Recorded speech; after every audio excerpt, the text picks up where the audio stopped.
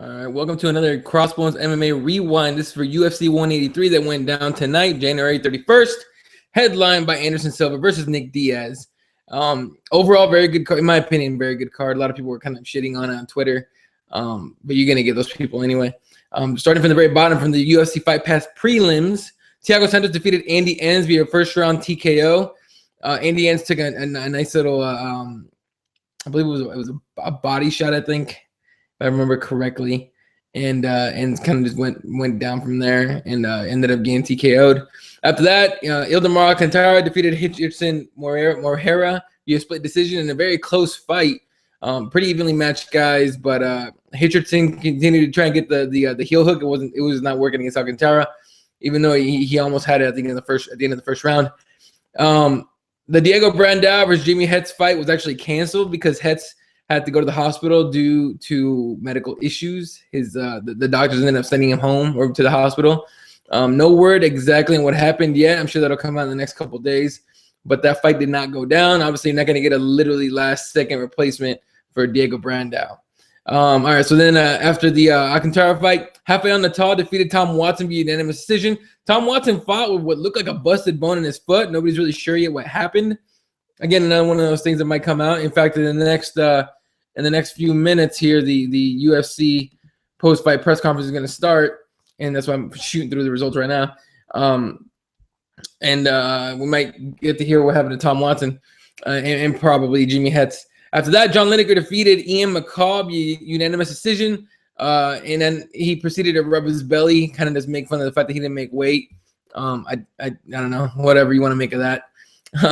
Then after that, Derek Brunson defeated Ed Herman via first-round TKO. It only took him 36 seconds to take care of an Ed Herman with a horrible haircut. He had the cornrows and looked terrible, man.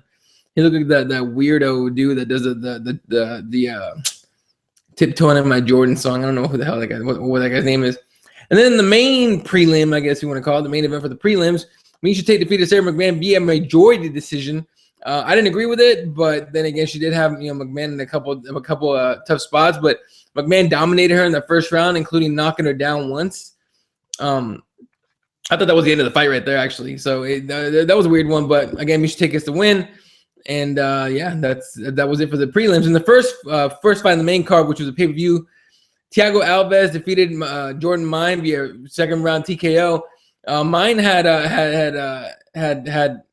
Alves in just trouble in the first round, rocked him real hard. In the second round, Alves came out and caught him, just caught him, and then catching him. Possible illegal knee there. There's going to be a lot of debate about that. Again, in the next few days, you'll get plenty of insight into that. After that, Thales Lates defeated Tim Bosch via round 2 submission and arm triangle. I believe in the same second round, he did an arm triangle twice. The first time Bosch got out of it, it was a man-up move by Bosch too. And then Lates got it again and used the cage kind of to solidify, and that was that. Then in the after that fight, Ali Quinta took out Joe Lozon via second round knockout TKO. Joe Lozon tweeting out or putting out a picture on Instagram, basically just a picture of his feet in the ambulance, saying, "Damn it, I'm okay, just probably a little concussed." So, but Ali Quinta gets another win and very likely a ranking, I believe. In the co-main event of the evening, a fight that ended up going split decision, Tyron Woodley defeated Kelvin Gastelum. It was a weird fight for both guys. Woodley was, again, very, very careful, very, very timid. Not the Woodley that we're all really used to. And Kelvin Gastelum just didn't, in my opinion, did not look like himself. Didn't really even try to wrestle. So it's just what it is. And in the main event, Anderson Silva defeated Nick Diaz being unanimous decision. It wasn't, if you look at the numbers and all this other stuff and exactly what went down, Anderson Silva, took care of Nick Diaz. But I believe in the larger context of it all, I believe this was a fight that was special because of the guys that were in it and what went down in the first round. Nick Diaz was doing what Nick Diaz does in every fight. He did not care that it was the greatest of all time. At one point laying down in front of Anderson Silva, just trying to get him to actually fight. At one point, Chael Sonnen, I think, was on ESPN saying that the way that Silva won all those fights because he fought against guys that wouldn't fight. Well, Nick Diaz comes to fight, so Diaz was saying a bunch of stuff, and honestly, it was just like, in my opinion, just the experience of seeing those two guys in the cage together at the same time fighting each other was incredible. And then for Nick Diaz, is a great payday, and he put on another good fight. Overall, it was a good fight. And for Anderson Silva, it's a return, but something tells me that I don't know, man. Like, if you put him against, first of all, Nick Diaz is the guy that was at 155 and then ended up moving up to 170, and then fought this one at 185.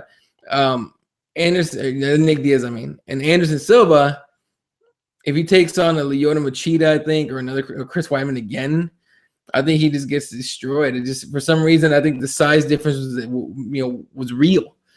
So was a real factor. So it'll be interesting to see what Nick Diaz does next. It'll be weird. I don't know. I don't know if you give Anderson Silva a title fight off or a title shot off this fight. I think you give him one more fight against the high-ranking guy in the middleweight division for a title shot. Possibly a oh man, I was just thinking of the fight too. Vitor for a title shot or a title fight, even though Vitor already has it. Who else? So somebody else was thinking Machida, maybe. I don't know. But title shots is what Silva's about, and super fights. So it'll be interesting to see what happens next with the UFC. The post-fight press conference is going to start really, really soon. If you want to watch it, go to CrossBonesMMA.com. Click on the results for UFC 183. The link will pop up there. The video itself will actually pop up for the post-fight press conference. I will be on live earlier than usual on Bad Decisions tomorrow. We'll talk UFC 183, any kind of news that comes out of the post-fight press conference, and a few other things. So make sure to tune in. Check my Twitter at elaw31 for any details you're looking for on that. If I look like I'm half asleep, I really am. I'm exhausted. So thanks for tuning in. And for everyone at CrossBonesMMA.com and CrossBones MMA Radio, I say good night. Hope you enjoyed the fights, and all the trolls can go F themselves. Good night.